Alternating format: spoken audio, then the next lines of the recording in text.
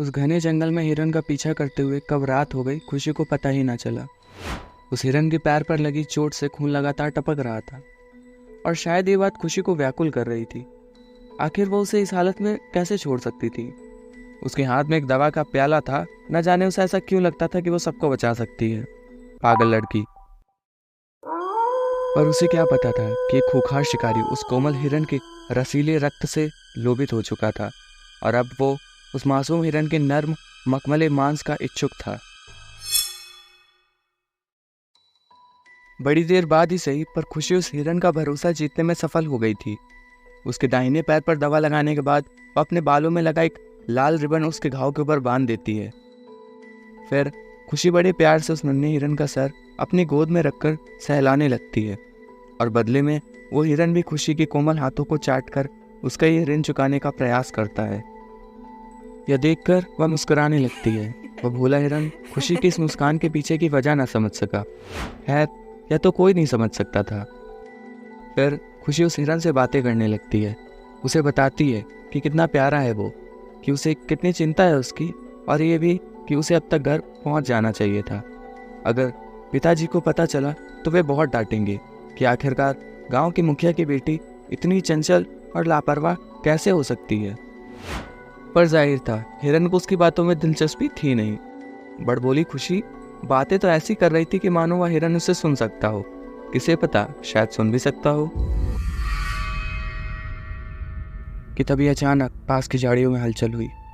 वह हिरन चौकन्ना हो उठ खड़ा हुआ और अपनी सतर्क निगाहों से अपने चारों ओर देखने लगा। फिर वह खुशी के ठीक सामने उसके बचाव में खड़ा हो गया। इससे पहले कि बेचारी खुशी को समझ पाती, एक खूंखार भेड़िया उस झाड़ियों से निकलकर उनकी ओर बढ़ने लगता है। खुशी के पैरों तले जमीन खिसक गई, पर वह उस हिरन को उस हालत में वहां छोड़कर जा भी तो नहीं सकती थी। आखिर वह क्या करती, उसे कुछ समझ ना आया। उसने पास में ही पड़ी एक लकड़ी को अपने कांपते हाथों से उसकी ओर फेंका।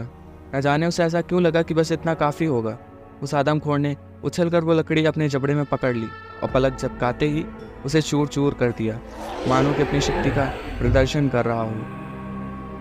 फिर वो भेड़िया अपनी लाल डरावनी आंखों से हिरन की ओर देखता है और कहता है, तो तुमने अपने ही कबीले के लोगों को खाना शुरू कर दिया बरखुरदार। एक बोलने वाला भेड़िया, क्या यह वही दैत्य था जिसके बारे में खुशी को उसके पिता ने सतर्क किया था? उसे कुछ समझ नहीं आ रहा था।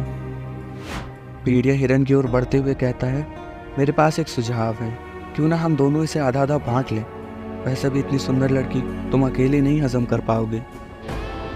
खुशी मासूमियत से उस हिरन की ओर देखती है और पाती है कि उस हिरन की आंखें धीरे धीरे लाल हो रही थी। यह देखकर उसके होश उड़ जाते हैं। उसका भरोसा अब टूट चुका था और आंखों में आंसू लिए खुशी मदद के लिए चिल्लाने लगती है, एकदम चुप। हिरन कहता है। खुशी आश्चर्य से उसकी ओर देखने लगती है। फिर वो हिरन अपनी सींगों से चेतावनी देते हुए उस भेड़िए की ओर बढ़ता है। भेड़िए को यह रुख कुछ खास पसंद ना आया। वो गुस्से से बोला, तो तू इस लड़की को अकेले ही चट कर जाना चाहता है? कोई बात नहीं, कहकर वह भेड़िया एक कदम पीछे लेता है। पर एक निवाला, तो मैं चख ही सकता हूं। इतना कहते ही वह खुशी पर झपटने को दौड़ पड़ा। अपनी आंखें बंद करो, वो हिरन जोर से कहता है और खुशी की आंखें बंद करते ही पूरा जंगल चीखों से गूंज उठा।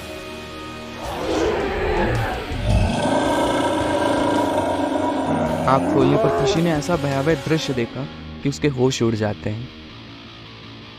उस हिरन की जगह अब एक आदमी खड़ा था, काफी लंबा, काले ब्लेजर और सफेद शर्ट में।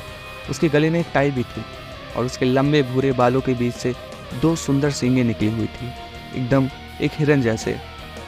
उसने अपने दोनों हाथों से इस भेड़िए को हवा में उठा रखा था। फिर वो अपने नंगे पंजों से मुस्कुराते हुए इसे चीरने लगता है। भेड़िया चीखने लगा, चिल्लाने लगा, झटपटाने लगा और भेड़िया गिड़गिड़ाया ऐसे कि फिर कभी नहीं जैसे। पर उस नर्क के शहजादे ने उसकी एक न सुनी। उस भेड़िए के शरीर से बहते खून को पीने में जो मजा था, वो उसकी जान बख्श देने में कहाँ। और ये दरिंदगी का खेल तब तक चलता रहा जब तक उस भेड़िए के शरीर ने हार ना मान ली। उस आदमी ने उसके शरीर से रक्त का एक एक कतरा चूस कर उसे दो टुकड़ों में फाड़ दिया। उसका शरीर ठंडा पड़ गया था। जंग जीती जा चुकी थी और यादगार के रूप में उस आदमी ने उस भेड़िए की दोनों आंखें निकाल ली। खुशी अपनी धुंधली आंखों से ये सब चुपचाप देखती रही। वह सदमे में थी। बेहोश होने से पहले बड़ी मुश्किल से उसके मुंह से बस एक वाक्य निकला, क्या हो तुम। खून से लथपथ वो आदमी खुशी की आंखों में देखता है और कहता है, तुम मुझे बुला सकती हो द जेंटलमैन।